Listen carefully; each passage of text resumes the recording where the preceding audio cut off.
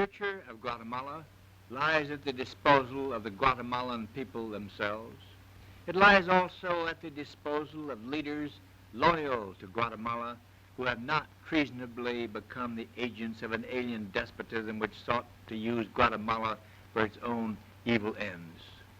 The events of recent months and days add a new and glorious chapter to the already great tradition of the American states.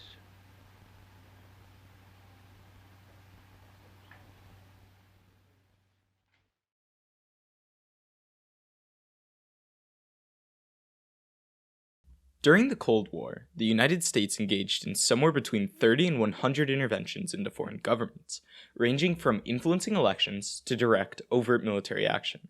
These interventions were officially justified as being intended to stop the spread of communism, and were just one aspect of the United States' continued competition with the Soviet Union for global influence and control. However, this was only a small part of the real motivations behind these interventions. During this film, we'll explore those motivations, how the interventions themselves were carried out, and the consequences, both in short and long term, by analyzing three specific countries: Guatemala, the Democratic Republic of the Congo, and Indonesia. Although the interventions carried out by the United States in Guatemala, the Congo, and Indonesia were in part motivated by the fear of communism, ultimately, the financial and political gains that could be had by intervening were far more important factors in catalyzing these interventions. This resulted in the destruction of the lives of millions of innocent people, the murder of millions more, and the destabilization of multiple countries. This is historically significant because it sheds a more accurate light on and helps to more accurately trace the source of the economic and political instability that is still present in these countries today.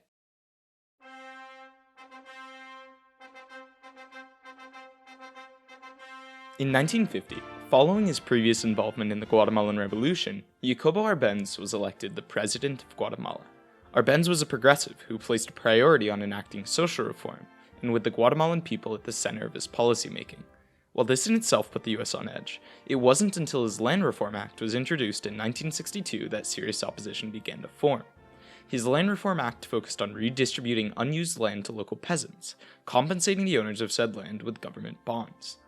Within a year of its introduction, Guatemala increased its production of corn by 10%, rice by 74%, and wheat by 21%, as well as recording an increase in the area of land being cultivated. Regular families lived better than ever before, and yet the US saw this as a reason for staging a coup. Clearly, there is more to this story. While Arbenz did have a handful of members of the Guatemalan Communist Party within his administration, provoking concern from the US, the true spark that lit the flame of intervention was the Guatemalan government treatment of the United Fruit Company, or rather their lack of special treatment for the US-based corporation.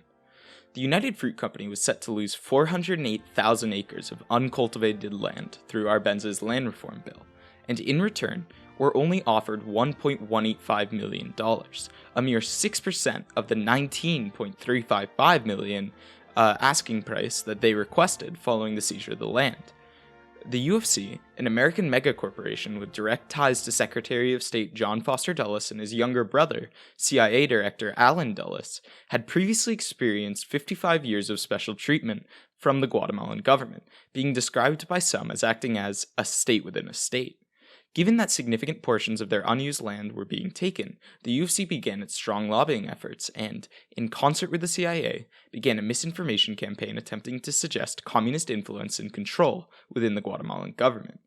Their campaign was incredibly successful, and though stopping communism was cited as the primary motivation for US intervention in Guatemala, it's clear that the financial losses faced by the UFC played a much more significant role in enabling this intervention.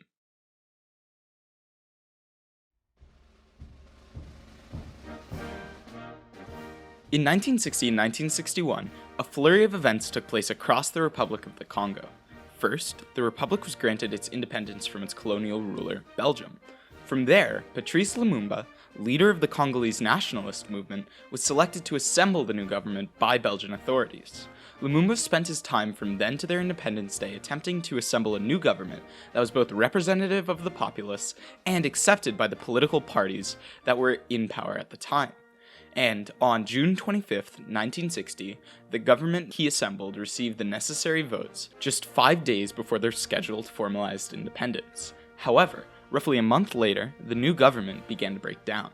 After his requests for support were refused by both the United States and the United Nations, Lumumba resorted to seeking support from the Soviet Union, establishing diplomatic ties with both the Soviet Union and the People's Republic of China. However, these factors, similar to Guatemala, were merely selling points for the intervention, rather than motivators. To understand why the US cared so much about the outcomes of the Congo, we have to look no further than to the ground itself.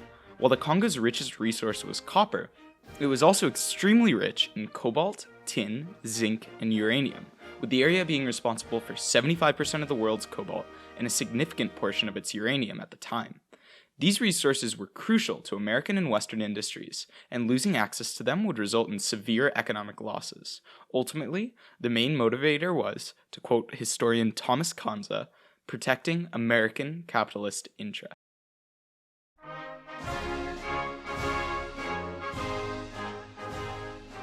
On the morning of October 1st, 1965, 6 Indonesian army generals were executed for allegedly planning a coup, marking the beginning of a difficult period in the country's history.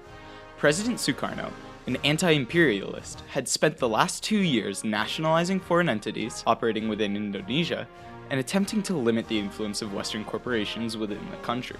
Following these seemingly patriotic executions, General Suharto took control of the military. He swiftly retaliated against those responsible for the generals' deaths, and publicly claimed that the killings of the 6 generals was not an attempt to stop a coup, but itself a coup attempt by the Indonesian Communist Party. While these events transpired over the course of mere days, they ultimately marked the end of Sukarno's rule and the beginning of one of the worst genocides in recent history. Throughout all of this, one thing is clear. The US's primary motive for intervening was not thwarting the spread of communism. Years before Sukarno began to show sympathy towards communists, the US had attempted to intervene and overthrow Sukarno. As early as 1955, the CIA invested over $1 million into a rebel uprising against him, and this trend of covert support for anti-Sukarno organization continued up until his eventual demise. The true motive, once again, was the threat to US interests that Sukarno posed, specifically Sukarno's attempts at nationalizing and or decreasing the influence of American corporations.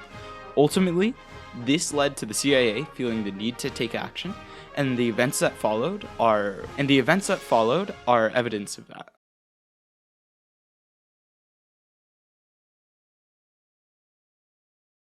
The previous segment highlighted both the similarities in motive and differences in method that the US employed throughout their interventions, but this section intends to focus on the one thing that the US has left behind in all 3 cases: instability. Following US intervention, the governments of Guatemala, the Democratic Republic of the Congo, and Indonesia all engaged in mass murders, genocides, disappearings, and political repression on an unprecedented scale. While the US gained security and safe harbor for its corporations and important resources, the cost of doing so was not thousands, not hundreds of thousands, but millions of innocent lives. In Guatemala, an estimated 200,000 were killed, with another million displaced, and political instability and violence that was triggered by the US's actions are still present there today.